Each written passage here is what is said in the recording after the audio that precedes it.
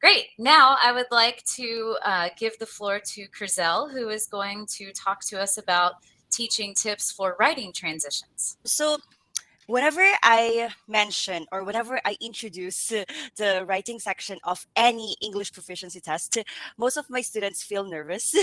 Sometimes I even cringe.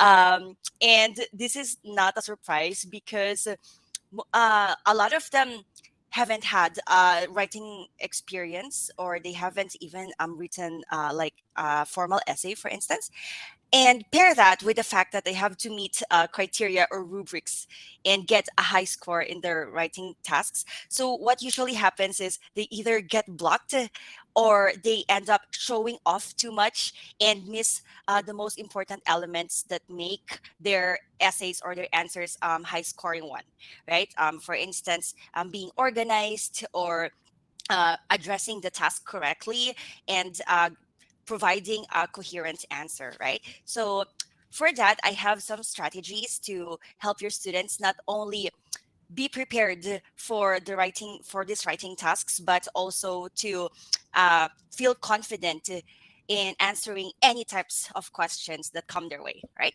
So the first set of tips is focused on strategies before they write, right? So there are different ways that you can help your students get ready for the writing tasks. So, for instance, I usually uh, we usually do some warm-up activities, right? And these are activities that you can do in even less than 5 minutes. One of my favorite activities before we practice for the writing task is called the 1 minute writer.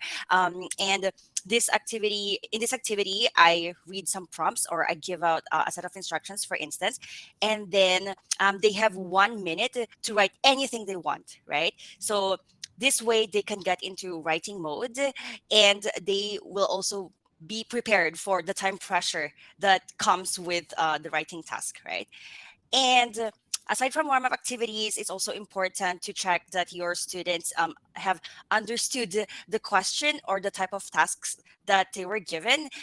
So, for instance, there are questions that have more than one part to address, right? So, every English proficiency test has different types of tasks, right? So some of them may require students to give their opinions, or to summarize a text, or summarize a lecture, for instance. So it's important that they understand what the task requires and the types of answers that they have to provide.